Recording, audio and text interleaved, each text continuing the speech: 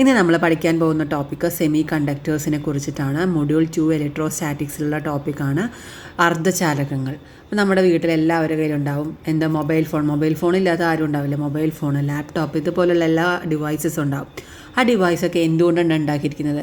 അപ്പോൾ അത് തുറന്നു നോക്കിയാൽ കുറേ ഇലക്ട്രോണിക് സർക്യൂട്ട്സ് അതിൽ കാണാൻ പറ്റും. അതിൽ കുറേ ഡയോഡ്സ് ഉണ്ടാവും, അതുപോലെ ട്രാൻസിസ്റ്റർ ഉണ്ടാവും, അങ്ങനെ പല ഇതുകൊണ്ടാണ് ഇത് ഉണ്ടാക്കിയിരിക്കുന്നത്. അപ്പോൾ ഈ ഡയോഡ്സൊക്കെ എന്ത് എലമെൻറ്റ് വെച്ചിട്ടായിരിക്കും ഉണ്ടാക്കിയിട്ടുണ്ടാവുക? കോപ്പറാണോ അതോ അലൂമിനിയോ അല്ല അങ്ങനെ ഏത് എലമെൻറ്റ് വെച്ചിട്ടായിരിക്കും ഡയോഡ്സൊക്കെ ഉണ്ടാക്കിയിട്ടുണ്ടാവുക? അതാണ് സെമി കണ്ടക്ടേഴ്സ് എന്ന് പറയുന്ന സിലിക്കണും ജർമ്മനിയും ഒരു സെമി കണ്ടക്ടേഴ്സാണ്. സിലിക്കണും ജർമ്മനിയും യൂസ് ചെയ്തിട്ടാണ് കൂടുതലും എല്ലാ ഡിവൈസസും ഉണ്ടാക്കിയിരിക്കുന്നത്. സിലിക്കൺ അല്ലെങ്കിൽ അഥവാ ജർമ്മനിയും യൂസ് ചെയ്തിട്ടാണ്. അപ്പോൾ അതെന്തുകൊണ്ടാണ് സിലിക്കണും ജർമ്മനിയും യൂസ് ചെയ്യാനുള്ള കാരണം എന്താണെന്നാണ് ഇവിടെ പറയുന്നത്. അപ്പോൾ സെമി കണ്ടക്ടറായ സിലിക്കൺ എന്ന് പറയുന്നത്, സിലിക്കൺ ഒരു സെമി കണ്ടക്ടറാണ്. അതുപോലെ തന്നെ സിലിക്കൺ ഒരു ഇൻട്രിൻസിക് സെമി കണ്ടക്ടറാണ്. രണ്ട് തരത്തിലുള്ള സെമി കണ്ടക്ടേഴ്സ് ഉണ്ട്. ഒന്ന് ഇൻട്രിൻസിക് സെമി കണ്ടക്ടറും അതുപോലെ എക്സ്ട്രിൻസിക് സെമി കണ്ടക്ടറും. സിലിക്കൺ ഒരു ഇൻട്രിൻസിക് സെമി കണ്ടക്ടറാണ്. അത് പറയാനുള്ള കാരണം സിലിക്കണിൽ ഓൾറെഡി അതൊരു കുറച്ച് കണ്ടക്റ്റ് ചെയ്യുന്നൊരു എലമെൻ്റാണ്. കുറച്ച് കണ്ടക്റ്റ് ചെയ്യും. അതിലേക്ക് നമ്മൾ കുറച്ച് ഇമ്പ്യൂരിറ്റീസ് ആഡ് ചെയ്യും. സിലിക്കണിൽ കുറച്ച് ഇമ്പ്യൂരിറ്റീസ് ആഡ് ചെയ്യണം. ഇമ്പ്യൂരിറ്റീസ് ആഡ് ചെയ്യുമ്പോൾ എന്ന് പറയുമ്പോൾ അതിൻ്റെ കണ്ടക്ടിവിറ്റി അവിടെ കൂട്ടും. സിലിക്കണിൽ ഇമ്പ്യൂരിറ്റീസ് ആഡ് ചെയ്ത് കഴിഞ്ഞാൽ കണ്ടക്ടിവിറ്റി കൂടും.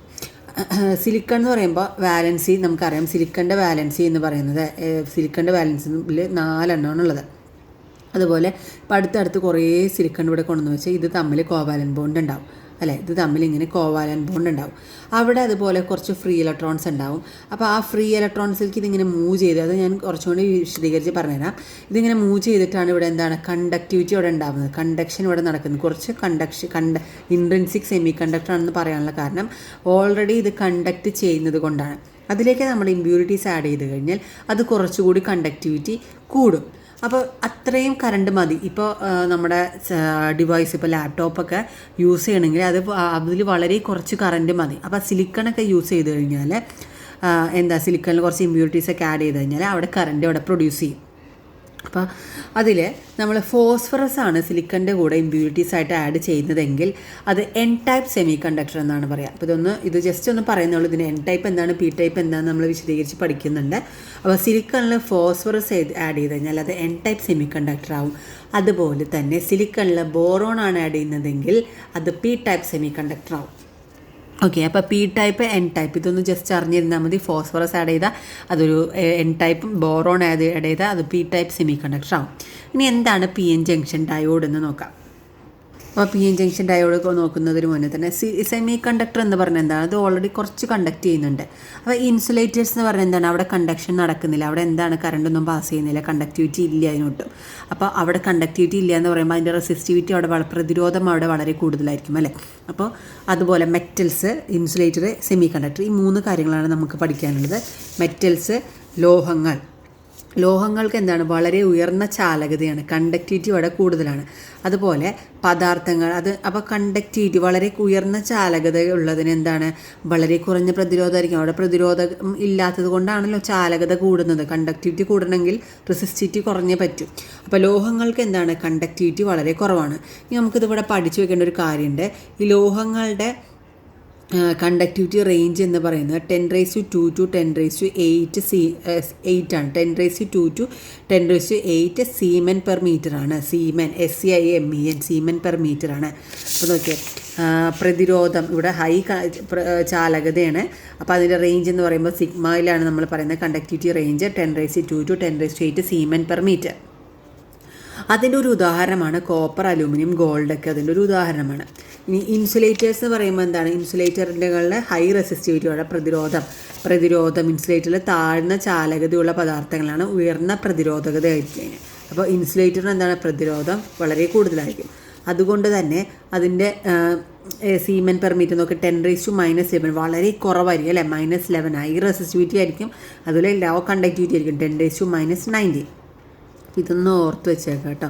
ഇതിൻ്റെ രണ്ടിൻ്റെ ഇടയിലാണ് സെമി കണ്ടക്ടേഴ്സ് വരുന്നത്. അപ്പോൾ 10⁻11, 10⁻90 സീമൻ പെർ മീറ്ററാണ് ഇൻസുലേറ്ററിൻ്റെ കണ്ടക്ടിവിറ്റി റേഞ്ച്. അതുപോലെ സെമി കണ്ടക്ടർ എന്താണ്? അപ്പോൾ സെമി കണ്ടക്ടർ എന്ന് പറഞ്ഞാൽ ഇതിൻ്റെ രണ്ടിൻ്റെയും ഇടയിൽ കിടക്കുന്ന ഒരാളാണ്. ഹാവിങ് റെസിസ്റ്റിവിറ്റി ഉണ്ടോ? ഉണ്ട്. കണ്ടക്ടിവിറ്റി ഉണ്ടോ? കണ്ടക്ടിവിറ്റി ഉണ്ട്. അപ്പോൾ it is between insulator and മെറ്റലിൻ്റെയും ഇൻസുലേറ്ററിൻ്റെയും ലോഹങ്ങളുടെയും ഇൻസുലേറ്ററിൻ്റെയും ഇടയിൽ കിടക്കുന്ന ആളാണ് ആര്? അർദ്ധചാലകങ്ങൾ എന്ന് പറയുന്നത്. പ്രതിരോധ അല്ലെങ്കിൽ ചാലകത ലോഹങ്ങൾക്ക് ഇൻസുലേറ്റർക്കും ഇടയിലാണ്. അതിൻ്റെ ഒരു റേഞ്ച് എന്ന് പറയുന്നത് 10⁵ to 10⁻⁻6 ആണ്. 10⁵ to 10⁻⁻6 ആണ് ഇതിൻ്റെ റേഞ്ച്, കണ്ടക്ടിവിറ്റി റേഞ്ച് എന്നത്, ചാലകതയുടെ റേഞ്ച് എന്ന് പറയുന്നത്. അപ്പോൾ അർദ്ധചാലകങ്ങൾ താഴെ പറഞ്ഞ വിധത്തിൽ മൂലക അർദ്ധചാലകങ്ങൾ മൂലക അർദ്ധചാലകങ്ങളാണ് ആര്? സിലിക്കണും ജെർമേനിയം. മൂലക അർദ്ധചാലകങ്ങളാണ് സിലിക്കൺ ആൻഡ് ജെർമേനിയം. അതുപോലെ സംയുക്ത കൂടിച്ചേർന്ന്, മൂലകം എന്ന് പറഞ്ഞാൽ സിലിക്കൺ ഒരു എലമെൻ്റ് അല്ലേ. സംയുക്ത അർദ്ധചാലകങ്ങളാണ് എന്ത്? അകാർബണിക് സംയുക്തങ്ങൾ, CDS, ഗാലിയം ആർസനൈഡ്, ഇതെല്ലാം എന്താണ്? സംയുക്ത അർദ്ധചാലകങ്ങളാണ്. അതിൽ കാർബണിക് അല്ലാത്തത് അതാണ് CDS, GAS ഇതൊക്കെ. കാർബണിക സംയുക്തങ്ങൾ എന്ന് പറയുമ്പോൾ ആന്ത്രസിന്, ഡോപ്പ് ചെയ്യപ്പെട്ട തലോസൈനിൻ മുതലായവ എന്താണ്? കാർബണിക സംയുക്തങ്ങളാണ്. അതുപോലെ തന്നെ കാർബണിക പോളിമറുകളുണ്ട്.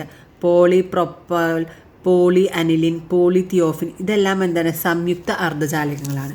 മൂലക അർദ്ധചാലകങ്ങൾ നമ്മളിപ്പോൾ ഇവിടെ പഠിക്കുന്നത് സിലിക്കണും ജെർമനിയത്തിനെ കുറിച്ചാണ്. അപ്പോൾ സിലിക്കണും ജെർമനിയത്തിനെ ഞാൻ പറഞ്ഞു തന്നു. സിലിക്കണിൽ ഇമ്പ്യൂരിറ്റീസ് ആഡ് ചെയ്യാൻ പറ്റും. അത് ആഡ് ചെയ്ത് കഴിഞ്ഞാൽ ഫോസ്ഫറിൽ N ടൈപ്പ്, അതുപോലെ ബോറോണിൽ P ടൈപ്പ് ആണെന്ന് പറഞ്ഞു. ഇനി നമ്മൾ നോക്കുന്നത് ബാൻഡുകളെ കുറിച്ചാണ്. എനർജി ബാൻഡുകൾ എന്ന് പറയും. ഒരു ക്രിസ്റ്റൽ ഓരോ ഇലക്ട്രോണിക്കിനും ഓരോ നിശ്ചിത സ്ഥാനത്തു കൊണ്ട് തന്നെ അവയ്ക്ക് വ്യത്യസ്ത ഊർജ്ജ നിലകളിലായിരിക്കും.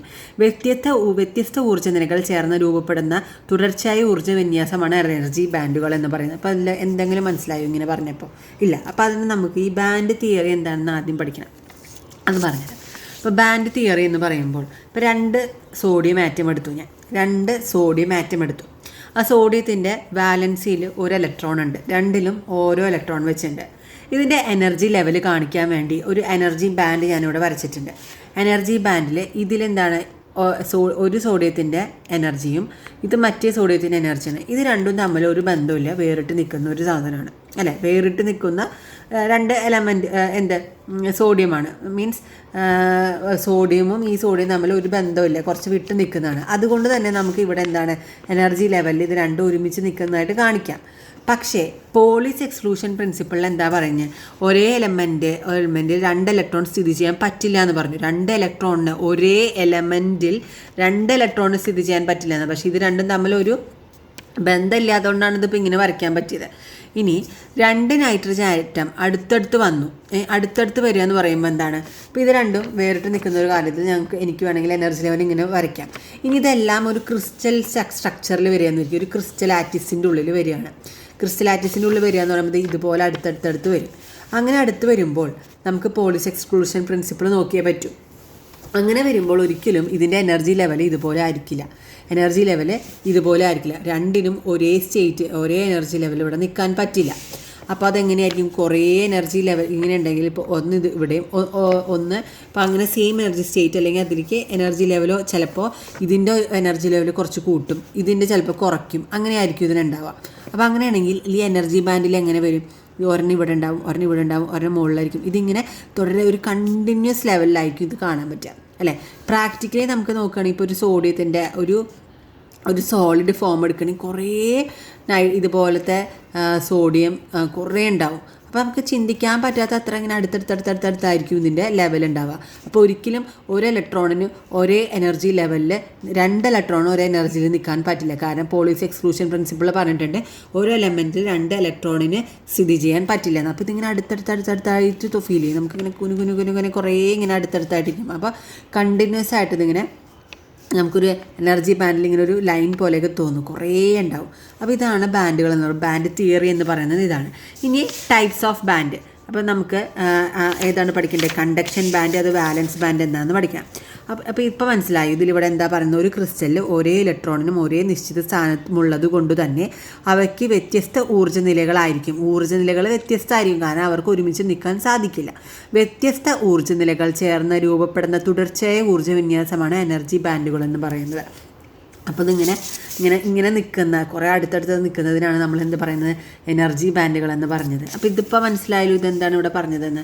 ഇനി വാലൻസ് ബാൻഡ് എന്താണ്, അതുപോലെ തന്നെ കണ്ടക്ഷൻ ബാൻഡ് എന്താണെന്ന് നോക്കാം.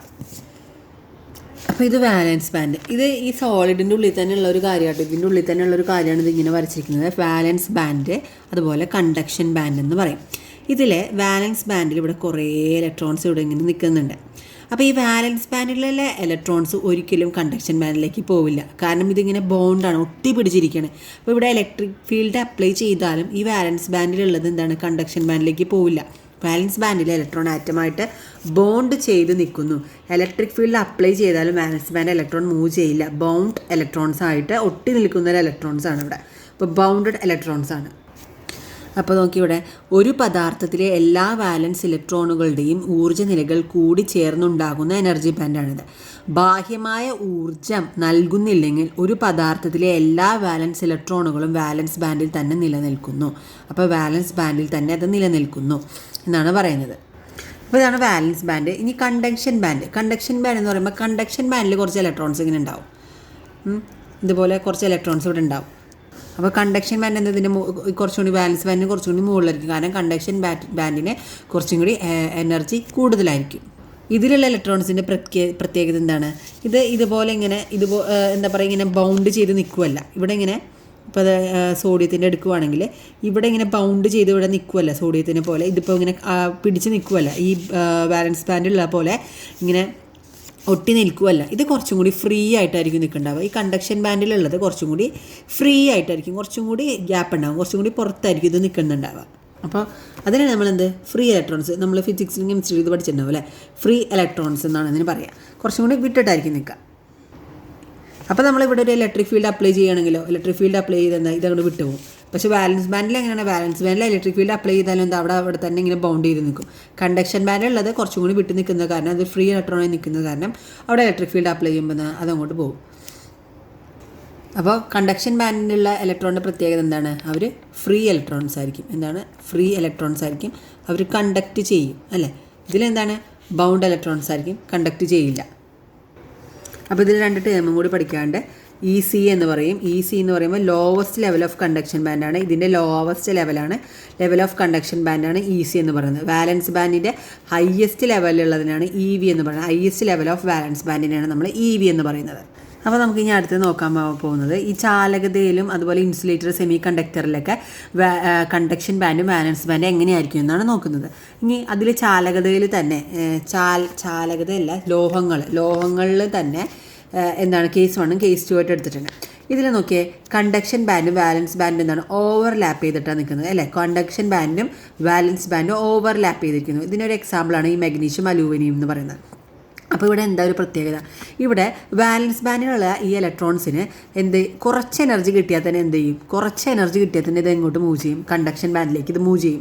കണ്ടക്ഷൻ ബാൻഡിലേക്ക് മൂവ് ചെയ്ത് അവിടേക്ക് ചാടിയ ഫ്രീ ഇലക്ട്രോൺസ് ആയി. പിന്നെ അവിടെ ഇലക്ട്രിക് ഫീൽഡ് കൊടുത്തു കഴിഞ്ഞാൽ അത് കണ്ടക്ടിവിറ്റി അവിടെ ഇങ്ങനെ എന്താണ് ചാലകത അവിടെ കൂടും. അപ്പോൾ ഇത് രണ്ടും കൂടി ഓവർലാപ്പ് ആയിട്ട് നിൽക്കുന്നത് കൊണ്ട് തന്നെ കുറച്ച് എനർജി കൊടുത്താൽ മതി, അതെന്ത് ചെയ്യും? മുകളിലേക്ക് കണ്ടക്ഷൻ ബാൻഡിലേക്ക് പോകും. അതിന് എക്സാമ്പിളാണ് മാഗ്നീഷ്യം, അലൂമിനിയം. ഇനി ഇത് രണ്ടാമത്തെ കേസിൽ എന്ന് വെച്ചാൽ സോഡിയം, പൊട്ടാസ്യം, അതുപോലെ കോപ്പർ, സിൽവർ, ഇതെല്ലാം നോക്കിക്കഴിഞ്ഞാൽ ഇതിൽ നോക്കിയേ കണ്ടക്ഷൻ ബാൻഡിലും ഉണ്ട്, അതുപോലെ വാലൻസ് ബാൻഡിലും ഇലക്ട്രോൺസ് ഉണ്ട്. അപ്പോൾ വാലൻസ് ബാൻഡിൽ കുറച്ച് ഹോളായിട്ട് കിടക്കുന്നതുണ്ടോ? ഇതെന്താണെന്ന് വെച്ച് കഴിഞ്ഞാൽ ഓൾറെഡി സോളിഡ് ഫോം ചെയ്യുമ്പോൾ തന്നെ ഓൾറെഡി കണ്ടക്ഷൻ ബാൻഡിൽ എന്തുണ്ട്? ഇലക്ട്രോൺസ് ഓൾറെഡി ഉണ്ട്. ഇലക്ട്രോൺസ് അവിടെ ഓൾറെഡി മൂവ് ചെയ്ത് നിൽക്കുന്നതാണ്. അപ്പോൾ ഇവിടെ എന്തുണ്ടാവും? ഇത് ഇലക്ട്രോൺസ് ഇവിടെ നിന്നാണ് ഇങ്ങോട്ട് പോയിരിക്കുന്നത്. ഇവിടെ ഇലക്ട്രോൺസ് ഇവിടെ നിന്ന് പോയി കഴിഞ്ഞാൽ ഇവിടെ എന്താവും? ഇവിടെ കുറേ ഹോൾസ് ഉണ്ടാവും അല്ലേ. വാലൻസ് ബാൻഡിൽ നിന്ന് ചാടിയിട്ടാണ് ഇവിടേക്ക് എത്തിയിരിക്കുന്നത്. കുറച്ച് ഗ്യാപ്പുള്ളൂ, ചാടിയിട്ടാണ് കണ്ടക്ഷൻ ബാൻഡിലേക്ക് എത്തിയിരിക്കുന്നത്. അപ്പോൾ വാലൻസ് ബാൻഡിലൊരു ഗ്യാപ്പ്, അതിനെയാണ് നമ്മൾ എന്താണ് ഹോൾ എന്ന് പറയുന്നത്. ആബ്സെൻസ് ഓഫ് ഇലക്ട്രോൺസിനെയാണ് നമ്മൾ ഇവിടെ ശരിക്കും പറഞ്ഞാൽ ഒരു ഹോൾ ഉണ്ടാവില്ല, പക്ഷെ നമുക്ക് ഇങ്ങനെ കാണിക്കാൻ ഇത് ഹോൾ ഉണ്ട് എന്ന് പറയാം. അപ്പോൾ ഇവിടെ നിന്ന് നേരിട്ട് കണ്ടക്ഷൻ ബാൻഡിലേക്ക് ഓൾറെഡി ഇത് മൂവ് ചെയ്തിട്ടുണ്ട്, ഇവിടെ നിന്ന് നേരിട്ട് ചാടിയിട്ടുണ്ട്. അപ്പോൾ ഇതാണ് രണ്ട് കേസ്. ഒന്ന് മെറ്റലിൽ ഓവർലാപ്പ് ചെയ്ത് മാഗ്നീഷ്യം, അലൂമിനിയം പോലുള്ളത്, അവിടെ എന്താ കുറച്ച് എനർജി കൊടുത്താൽ തന്നെ എന്താ കണ്ടക്ഷൻ ബാൻഡിലേക്ക് ഇത് മൂവ് ചെയ്യും ഇലക്ട്രോൺസ്. ഇവിടെ എന്താണ് ഓൾറെഡി ഇവിടുത്തെ കുറച്ച് വാലൻസ് ബാൻഡിൽ നിന്ന് സോളിഡ് ഉണ്ടാകുന്നതിന് മുന്നേ തന്നെ കുറച്ച് വാലൻസ് ബാൻഡിൽ നിന്ന് കണ്ടക്ഷൻ ബാൻഡിലേക്ക് ഇലക്ട്രോൺസ് മൂവ് ചെയ്തിട്ടുണ്ട്. അങ്ങനെ വരുമ്പോൾ ഇവിടെ ഒരു ഹോൾ ഉണ്ടാവും, അതും കണ്ടക്ട് ചെയ്യുന്നതാണ്. മീൻസ് അവിടെ ആബ്സെൻസ് ഓഫ് ഇലക്ട്രോൺസ് ഉണ്ട്, വാലൻസ് ബാൻഡിൽ ഓരോ ഗ്യാപ്പ് ഉണ്ട്, അതിന് നമ്മൾ ഹോൾ എന്ന് പറയും. ഇതാണ് മെറ്റൽസിൻ്റെ കേസിൽ. ഇനി നമുക്ക് ഇൻസുലേറ്ററിൻ്റെ കേസ് എന്താണെന്ന് നോക്കാം. ഇൻസുലേറ്ററിൽ ഈ കണ്ടക്ഷൻ ബാൻഡും വാലൻസ് ബാൻഡും തമ്മിൽ വളരെ കൂടുതൽ ഗ്യാപ്പ് ഉണ്ടാവും. 3 ഇലക്ട്രോൺ വോൾട്ടിനേക്കാളും ഗ്യാപ്പ് ഉണ്ടാവും. അപ്പോൾ അതാണ് എക്സാമ്പിളാണ് റബ്ബർ, ഗ്ലാസ്, വുഡ് എന്ന് പറയുന്നത്. ഇവിടെ എന്താണ് കണ്ടക്ഷനേ നടക്കുന്നില്ല. കാരണം ഇവിടെ നിന്ന് ഇലക്ട്രോൺസിന് ഇങ്ങോട്ട് ചാടാൻ വളരെ ബുദ്ധിമുട്ടാണ്. എത്ര എനർജി കൊടുത്താലും എനർജി 3 ഇലക്ട്രോൺ വോൾട്ട് ഇതിനേക്കാൾ കൂടുതലാണ് എനർജി ഗ്യാപ്പ്. അതുകൊണ്ട് തന്നെ ഇവിടെ ഇലക്ട്രിക് എനർജി ഇവിടെ എന്താണ് കണ്ടക്ഷൻ ഇവിടെ പോസിബിൾ അല്ല. ഇലക്ട്രിക്കലി ഇവിടെ നോ ഇലക്ട്രിക്കലാണ് ഇവിടെ പോസിബിൾ അല്ല. റബ്ബർ, ഗ്ലാസ്, വുഡൊക്കെയാണ് അതിൻ്റെ എക്സാമ്പിൾ. ഇനി സെമി കണ്ടക്ടറുടെ കേസിലോ? സെമി കണ്ടക്ടറുടെ കേസിൽ എന്താ പറയുന്നത് വെച്ച് കഴിഞ്ഞാൽ ഇവിടെ കണ്ടക്ഷൻ ബാൻഡും വാലൻസ് ബാൻഡും തമ്മിൽ 3 ഇലക്ട്രോൺ വോൾട്ടിനേക്കാളും കുറവ് എനർജി ഗ്യാപ്പുള്ളൂ. അങ്ങനെയാണെങ്കിൽ ഇവിടെ ഉള്ളത് ഹോൾസിൻ ഇവിടെ കുറേ ഇലക്ട്രോൺസ് ഉണ്ട് അല്ലേ. അപ്പോൾ ഇവിടെ നിന്ന് എന്താണ് ഇവിടെ നിന്ന് ഇങ്ങോട്ട് പോകാൻ പറ്റും. ഇവിടെ ടെമ്പറേച്ചർ 0 കെൽവിൻ ആണെങ്കിൽ വാലൻസ് ബാൻഡിൽ തന്നെ ആയിരിക്കും ഇലക്ട്രോൺസ് ഉണ്ടാവുക. 0 കെൽവിന് കൂടിക്കഴിഞ്ഞാൽ ഇതിനെന്ത് ചെയ്യാൻ പറ്റും? ഇവിടെ നിന്ന് വാലൻസ് ബാൻഡിൽ നിന്നും ഇലക്ട്രോൺസ് എങ്ങോട്ട് മൂവ് ചെയ്യും? കണ്ടക്ഷൻ ബാൻഡിലേക്ക്. ഇവിടെ എന്താണ് ഒരു ഹീറ്റ് എനർജി ഇവിടെ കൊടുക്കുക ചെയ്യുന്നത്. ഹീറ്റ് എനർജി കൊടുക്കുമ്പോൾ 0 കെൽവിനാണെങ്കിൽ എല്ലാ ഇലക്ട്രോൺസും വാലൻസ് ബാൻഡിലുണ്ടാവും. 0 കെൽവിൻ ടെമ്പറേച്ചർ അവിടെ കൂട്ടി കൊടുത്തു കഴിഞ്ഞാൽ ഇവിടെ 3 ഇലക്ട്രോൺ വോൾട്ടിനേക്കാളും കുറവാണ് ഇതിൻ്റെ എനർജി ഗ്യാപ്പ് ഉള്ളത് കൊണ്ട് തന്നെ ഇതിനെന്ത് ചെയ്യാൻ പറ്റും? ഇവിടേക്ക് ചാടിക്കിടക്കാൻ പറ്റും. അപ്പോൾ കണ്ടക്ഷൻ ബാൻഡിലേക്ക് ഇതിലേക്ക് എത്താൻ പറ്റും. അപ്പോൾ ഇവിടെ എന്തുണ്ടാവും? ഇവിടെ കുറേ ഹോൾസ് ഉണ്ടാവും അല്ലേ. ഇവിടെ കുറേ ഹോൾസ് ഉണ്ടാവും. അപ്പോൾ ഇവിടെ നിന്ന് ഇങ്ങോട്ട് ചാടി ഇത് കണ്ടക്ട് ചെയ്യും. അപ്പോൾ ഇവിടെ കുറേ ഫ്രീ ഇലക്ട്രോൺസ് ഉണ്ടാവും. ഇതിന് ഇലക്ട്രിക് ഫീൽഡ് കൊടുത്താൽ അത് കണ്ടക്ടിവിറ്റി ഉണ്ടാവും. അതുപോലെ തന്നെ ഇവിടെ നിന്ന് ഇങ്ങോട്ട് ഇലക്ട്രോൺസ് മൂവ് ചെയ്യുമ്പോൾ ഇവിടെ ഒരു ഹോൾ ഉണ്ടാവുമല്ലോ. ഇവിടെ അങ്ങനെ കുറേ ഹോൾ വരുമ്പോൾ ഈ ഹോൾ ഇങ്ങോട്ട് ഹോളിലേക്ക് അടുത്ത ഇലക്ട്രോൺസ് ഇങ്ങനെ മൂവ് ചെയ്ത് ഇപ്പോൾ ഒന്നുകൂടി കാണിച്ചില്ല. ഇപ്പോൾ വാലൻസ് ബാൻഡ് ഇവിടെ നിന്ന് ഓൾറെഡി മുകളിലേക്ക് കണ്ടക്ഷൻ ബാൻഡിലേക്ക് ഇലക്ട്രോൺസ് മൂവ് ചെയ്തു. അപ്പോൾ ഇവിടെ ഒരു ഹോൾ ഉണ്ടാവും. ഇവിടെ ഒരു ഹോൾ ഉണ്ടാകുമ്പോൾ ഇവിടുത്തെ ഒരു ഇലക്ട്രോൺ എന്ത് ചെയ്യും? ഇവിടെ നിന്ന് ഇങ്ങോട്ട് ചാടും. അതുപോലെ ഇവിടെ ഒരു ഹോൾ കാണുമ്പോൾ എന്താ ഇതിന് ഇങ്ങോട്ട് ചാടാൻ തോന്നും. അങ്ങനെ ഇതിങ്ങനെ ചാടി പോകുമ്പോൾ അവിടെ എന്താണ്? അവിടെ ഒരു ചെറിയൊരു കണ്ടക്ഷൻ ഉണ്ടാവും. അവിടെ ചെറുതായിട്ടൊരു എന്ത് കണ്ടക്ട് ചെയ്യുന്നുണ്ട്. ബാലൻസ് ബാൻഡിലും ചെറിയ രീതിയിലൊരു കണ്ടക്ട് ചെയ്യുന്നുണ്ട്. ആ കറണ്ടിന് പറയുന്ന പേരാണ് എന്ത്? ഹോൾ കറണ്ട് എന്നാണ് പറയുക. എന്താണ് പേര്? ഹോൾ കറണ്ട് എന്നാണ് ആ കറണ്ടിന് പറയുന്ന പേര്. അപ്പോൾ ഇതാണ് നമ്മൾ പഠിക്കേണ്ടത്. സെമി കണ്ടക്ടേഴ്സ്, അതുപോലെ മെറ്റൽസ്, പിന്നെ എന്താണ് ഇൻസുലേറ്ററിനെ കുറിച്ച് നമ്മൾ അതിൻ്റെ എനർജി ഗ്യാപ്പ് പഠിച്ചു.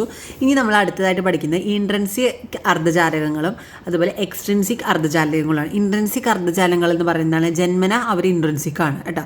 അപ്പോൾ നമുക്ക് അത് അടുത്ത ക്ലാസ്സിൽ പഠിക്കാം. ഇതിലൊരു പ്രീവിയസ് ഇയർ ക്വസ്റ്റ്യൻ പേപ്പറിൽ ചോദിച്ചൊരു ചോദ്യം നമുക്ക് നോക്കാം. HSC സോഷ്യൽ സയൻസിൽ 2016 ചോദിച്ചതാണ്. ഒരു സെമി കണ്ടക്ടർ റെസിസ്റ്റൻസ് താപം കൂടുന്നതിനനുസരിച്ച് സെമി കണ്ടക്ടറിൻ്റെ റെസിസ്റ്റൻസ് താപം കൂടുന്നതിനനുസരിച്ച് എന്താണ് അവിടെ ഉണ്ടാകുന്നത്? താപം കൂടുമ്പോൾ അവിടെ കണ്ടക്ടിവിറ്റി കൂടും അല്ലേ. നമ്മളിപ്പോൾ പറഞ്ഞുള്ളൂ അല്ലേ. ഇവിടെ ഒരു ഹീറ്റ് എനർജി കൊടുത്തു കഴിഞ്ഞാൽ ഇതെന്താണ്? ഇവിടെ നിന്ന് ഇങ്ങോട്ട് ഇലക്ട്രോൺസ് മൂവ് ചെയ്യും. അപ്പോൾ അവിടെ നിന്നാണ് കണ്ടക്ടിവിറ്റി കൂടും. കണ്ടക്ടിവിറ്റി കൂടുമ്പോൾ അവിടുത്തെ റെസിസ്റ്റിവിറ്റി എന്താണ്? കുറയും. പ്രതിരോധം എന്താണ് ഉണ്ടാകുന്നത്? കുറയും. പ്രതിരോധം കുറയുന്നു. ആൻസർ എന്താണ്? പ്രതിരോധം കുറയുന്നു. വേറൊരു എക്സാമിന് ചോദിച്ചിട്ടുണ്ടായിരുന്നതാണ് 0 കെൽവിനാണെങ്കിൽ അവിടെ കണ്ടക്ഷൻ ഉണ്ടോ എന്നാണ് ചോദിക്കുന്നത്. ചാലകത ഉണ്ടോ എന്ന് ചോദിക്കുന്നു. അപ്പോൾ 0 കെൽവിനാണെങ്കിൽ സെമി കണ്ടക്ടറിന് എന്തെങ്കിലും വ്യത്യാസം വരുമോ? ഇല്ല. നമ്മൾ പറഞ്ഞു അല്ലേ. 0 കെൽവിൻ ടെമ്പറേച്ചർ 0 കെൽവിനാണെങ്കിൽ അവിടെ നോ കണ്ടക്ഷൻ ആണെന്ന് പറയും. അപ്പോൾ ഇതുപോലെയൊക്കെ ആയിരിക്കും ക്വസ്റ്റ്യൻസ് വരുന്നത്. അപ്പോൾ ചെറിയ ടോപ്പിക് ആണെങ്കിലും ഇങ്ങനത്തെ പോയിൻറ്റ്സുകളൊന്നും വിട്ടുകളയരുത്. ഇതെല്ലാം ഇമ്പോർട്ടൻ്റ് ആണ്. ഓക്കെ. അപ്പോൾ അടുത്ത ക്ലാസ്സിൽ നമുക്ക് ഇൻട്രിൻസിക് സെമി കണ്ടക്ടറും എക്സ്ട്രിൻസിക് സെമി കണ്ടക്ടറും എന്താണെന്ന് നോക്കാം. Thank you.